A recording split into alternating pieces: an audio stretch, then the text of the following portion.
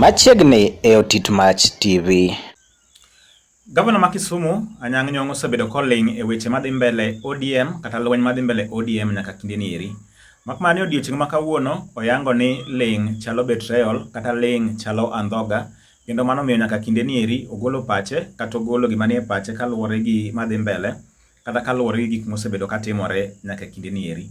Statement mabor mogolo odiochieng' ma kawuono adani mondo aketni kaeri, makmana ni kapok wadhi mbele akwayi ni ka in wendo kaeri kik wiyi wil ma ok subscribe, kendo maduong' ahinya kata ma akwayo ahinya en ni kik ituon video ni eri like. Nitiere jok maneno video kendo wuok ma ok like video ni eri, kamano ema nyalo miyo video ni eri ichoro mbele ne onagi mang'eny.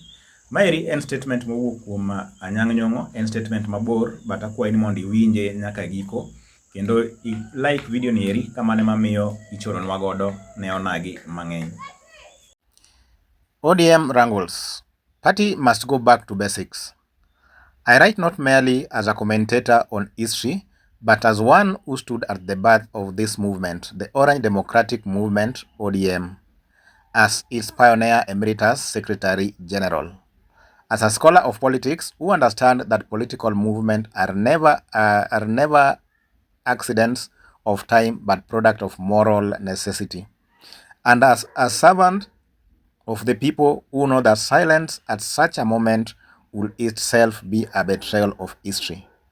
I write with deep humility, conscious that I stand on the shoulder of a fallen giant, the late Raila Amolo Odinga. He was not simply a politician, he was a nationalist in the truest sense. A man who believed Kenya must be united not by the arithmetic of tribe, but by the architecture of justice. He never surrendered to the crude mathematics of power balancing that now threatens to reduce leadership into mere transaction.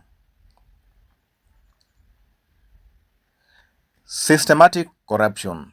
His life and his passing remind us that the cost of being a nationalist in Kenya is never small.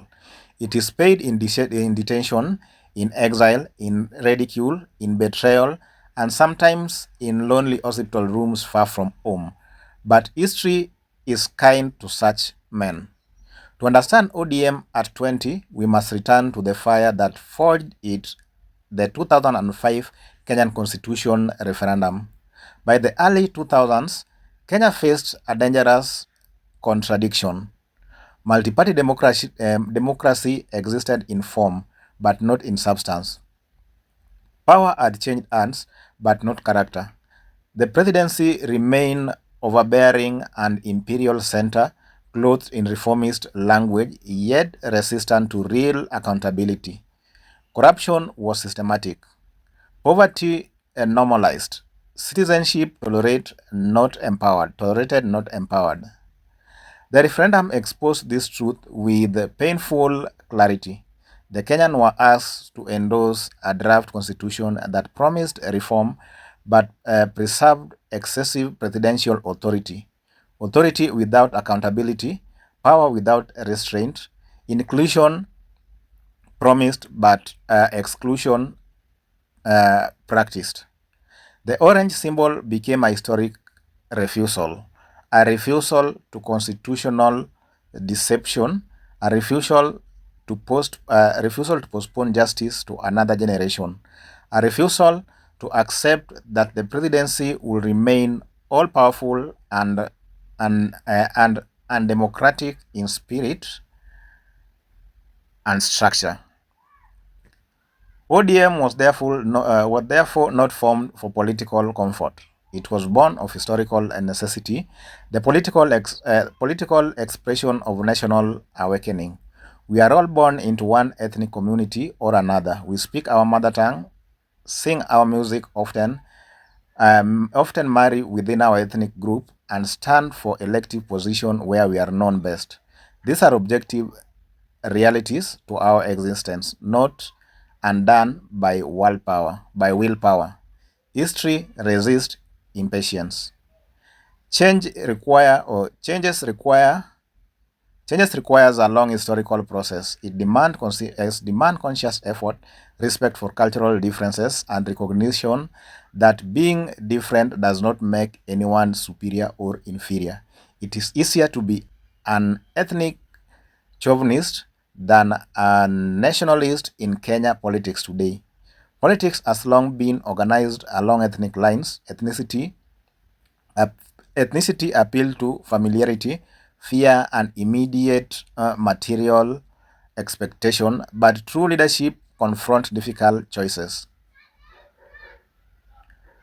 ODM was formed on conviction that while ethnicity is an objective reality, it must not become a political destiny. If we took state power, we could transform the political culture from ethnic patronage to constitutional citizenship. Nationalism is not the denial of ethnicity, but its subordination to constitutionalism. The state belongs to equally all citizens, not to whichever ethnic coalition temporarily capture the presidency. Dispersed power. For decades, Kenyan operates under a highly centralized presidential system. The presidency became the center of dishing out wealth, appointments, and sources. Competition for this office was existential. It appeared as though the community that captured the presidency has captured the state itself. This made electoral contest vicious, political campaign ethnic conscious, and politics fuel suspicion, bitterness, and sometimes violence. This pathology made constitutional reform central to ODM's birth. The 2010 constitution fundamentally altered this structure. It reduced and dispersed power, strengthened parliament, empowered the judiciary, and established independent commissions such as Public Service Commission. It entrenched devolution, transferring authority and resources to counties.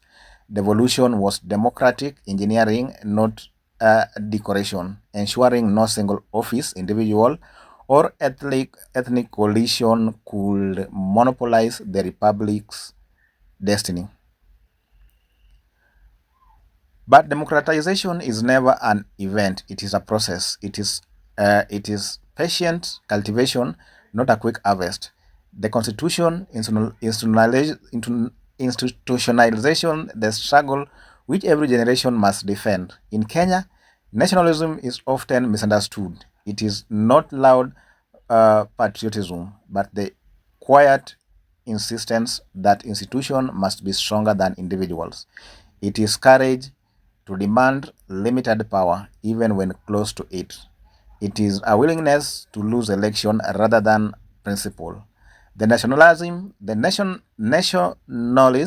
nationalist does not calculate which community benefits today. He asks which generation benefits tomorrow. ODM carried that burden. In 2007, we became the largest party in parliament, proving we were not a regional agitation but a national force.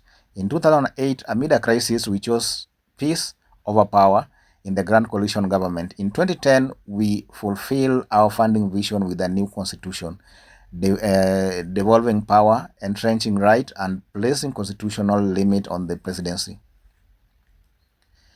Yet nationalism demands constitution vigilance, humility in victory, and dignity in defeat. From the beginning, ODM placed ideas before office and principle before convince. Our commitment were clear: sovereignty of the people, constitutional transformation and devolution, society justice and equity, democratic governance, civil liberties, and the rule of law. Chungwa moja maisha bora was never a slogan, it was theory of governance, unity in destiny, justice in distribution, dignity in opportunity. Belonging to ODM was never about wearing orange, it was about embracing sacrifice, accepting scrutiny, and understanding that leadership is stewardship, not entertainment. Transparency was foundation, accountability was a duty. Forgetting this foundation risks turning a living moment into nostalgic monument. Have we achieved reason? At 20, ODM must ask comfortable question. Have we dismantled the over-centralized executive, eradicated corruption, ensured devolution work for every village, transcended ethnic mobilization? We have made undeniable progress. The constitution stand, devolution breathe, civil liberties are stronger. Yet economic inequality persists. Youth employment remain high and political competition sometimes slides into ethnic arithmetic. ODM must resist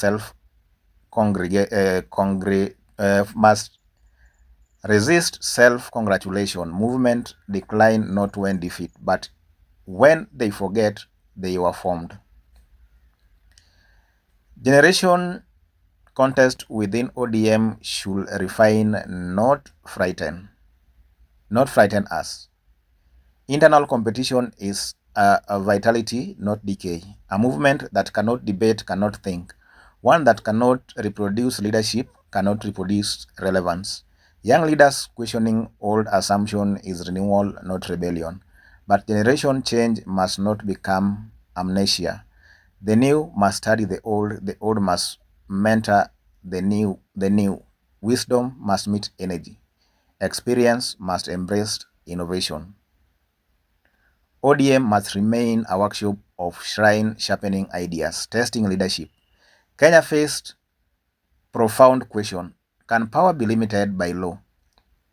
Wealth distributed with justice and diversity celebrated without weaponization. National leadership require resisting short-term alliances that dilute long-term ideals,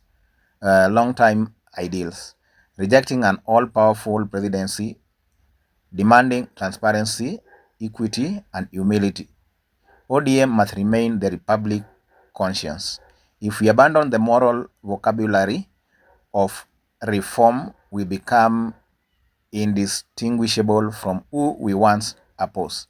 Selective devolution weakens the architecture we built. Reducing politics into ethnic calculus betray our nationalist vision. The next 20 years must deepen economic justice, strengthen society protection, defend devolution, and protect democracy as living process. ODM is not a monument of 2005, it is a movement for tomorrow. From the flames of the referendum through contest election, reform victories, and setbacks on truth endures, ODM is sustained by principle, not personalities. The passing of our founding leader transfer responsibility. The touch moved from one hand to many. 20 years ago, an orange became a symbol of defiance. Today, it must remain the symbol of conscience. Let us return to the first principle. Transparency without fear, constitutionalism without compromise, and democratization as a permanent struggle. An African proverb teaches, however long the night, the dawn will break. Dawn breaks not to those who sleep, but to those who keep vigil. ODM must remain the vigilant force, guarding the constitution, defending the devolution, nurturing democracy, and shaping a nationalism that transcends ethnicity without denying it. If we do so, we shall not merely seek power, we shall justify it. We shall not merely win election, we shall build a nation. Mago weche mowuok kuom Professor Anyang' Nyong'o. Subscribe e channel ni eri ka in wendo. Waromo kende story machielo.